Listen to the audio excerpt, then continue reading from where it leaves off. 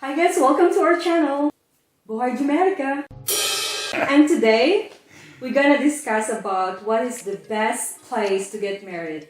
If you are a foreigner and you are getting married to a Filipina, is it best to get married in the Philippines or in the U.S.? In the U.S. So we're gonna discuss the pros and cons of getting married to a Filipina in the Philippines and in the United States. Right.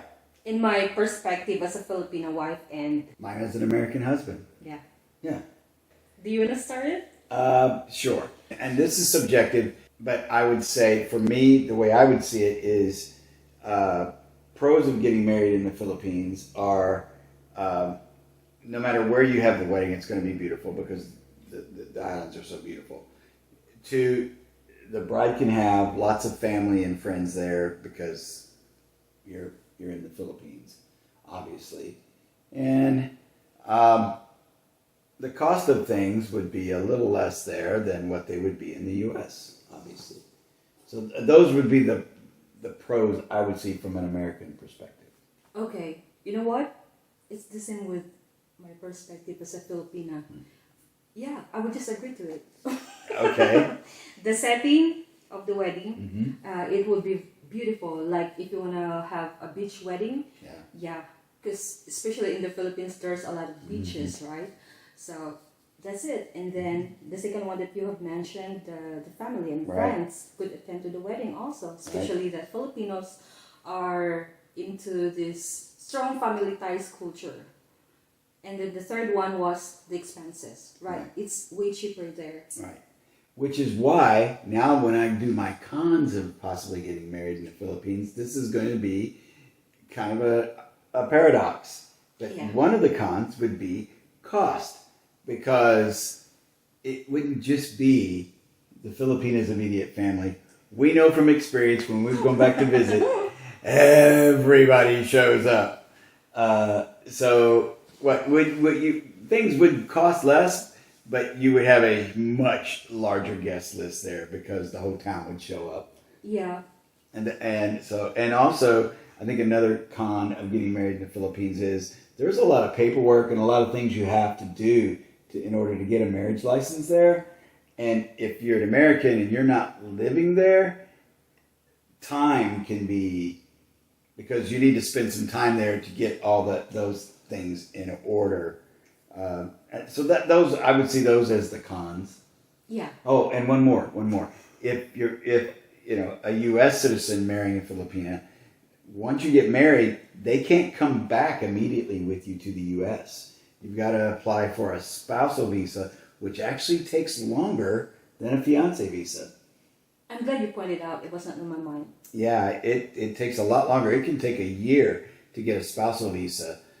Whereas you can get a fiancé visa in about 5-6 months. So it's considerably shorter. And so those I would see as cons, yes. Okay. I actually agree with all those things that you said.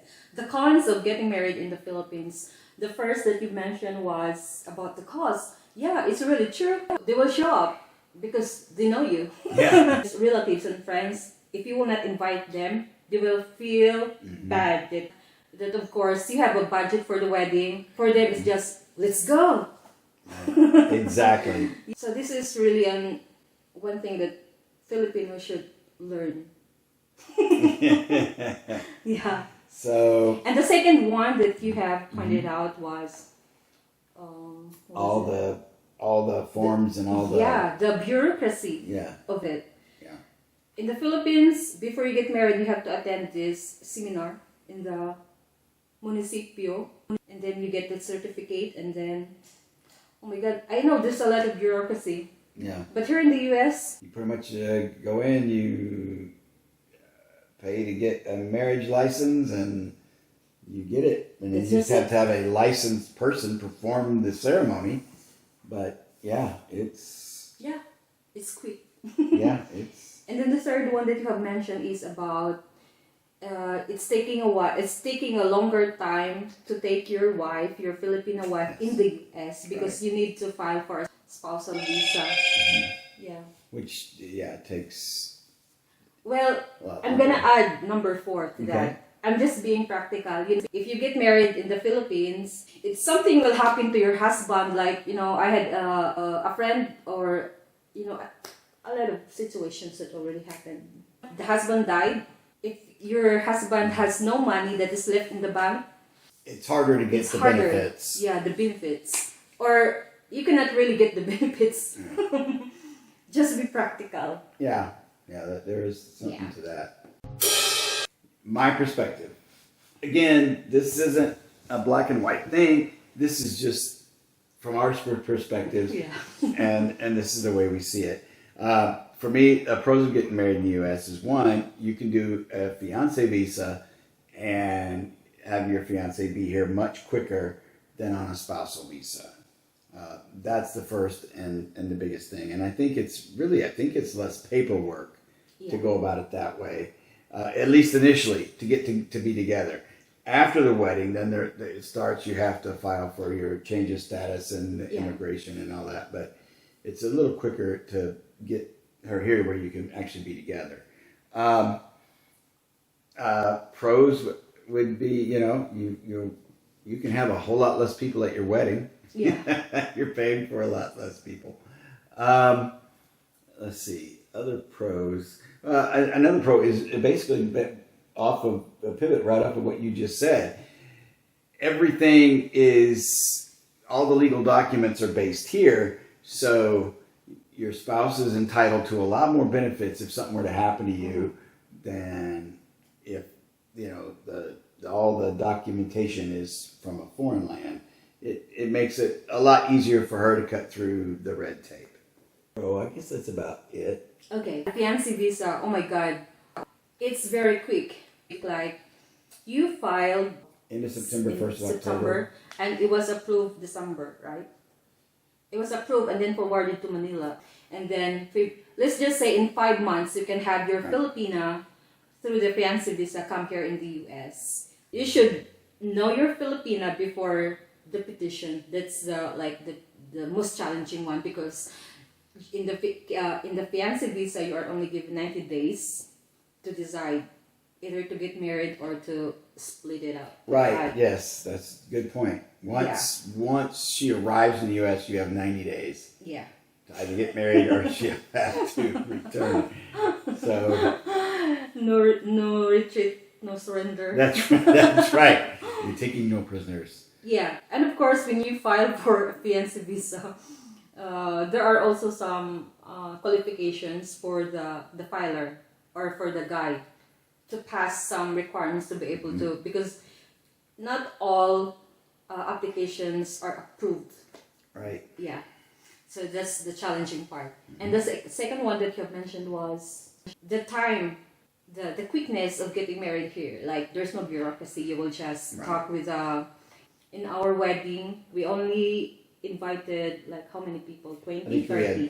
I think we had 30 people. 30 people, and we got married at Wade's friend's ranch, Texas ranch wedding. And it was under the people that here, like the judge. Oh yeah, it was a justice of the peace. Yeah, justice of the peace. Which was not terribly expensive. Yeah. And she was very kind, came out to the ranch and performed the ceremony and signed our marriage certificate. And guys, there were no wedding crashers. None. None. And the third one that you mentioned. Of course, people at that ranch are heavily armed, but that didn't have anything to do with the wedding crashers. That didn't have anything. The third one that you mentioned, Penny, was. It might have been about the cost. You can manage the cost better because you know how many people are going to be there. Yeah, exactly. So it has a connection with number 2. The cons of getting married in the U.S. Yes. Yeah. What is it? I got to marry you. I can't think of any cons. I mean, really, to be honest with you, I really can't think of any cons other than your family couldn't be here. Oh yeah, then probably I have these ideas in a Filipino side point of view. Mm-hmm. Probably the reality will sink into you as a Filipina from the Philippines to the United States. There comes the culture shock. That's the cons. I mean, well, it's really like a part of life being married to an American and coming over to the USA, the culture shock. It's, my God, way different. And you know what? Since a Filipina is struggling, being, passing through that adjustment period, it's really a very challenging period also for your American husband. Because it's not only you as a Filipina adjusting to, being married in the first couple of months, I guess, in the marriage life is full of adjustment in itself. But getting married to a different culture is like a level up of adjustment. So, very crucial period. Yeah. It is, and it's a really, it was a really trying time for her because it was a totally different culture. Yeah. And something you don't even think about, but a totally different time zone. Yeah. It's day here, it's night there. And so, you've got that whole adjustment you're making. And it may sound small, you think, but it takes a little bit. And it's just all very nerve-wracking and very trying and figuring it out. Yeah. And you're planning a wedding and trying to get it all done in 90 days. Yeah. That would be, I guess that would be the con. If I was going to give a con, it is stressful to bring it all together with trying to adjust to a new culture and everything and make it all happen there. But we did it. Yeah. So, I mean, it's not an insurmountable mountain or anything like that. Yeah, adjustment in itself is like a whole big topic that probably we will discuss in a separate video. But and we might even should invite some of your friends and talk about that subject. It would be a very interesting video, I promise. Yeah, and I would say this, with all these adjustments and problems, I've learned this.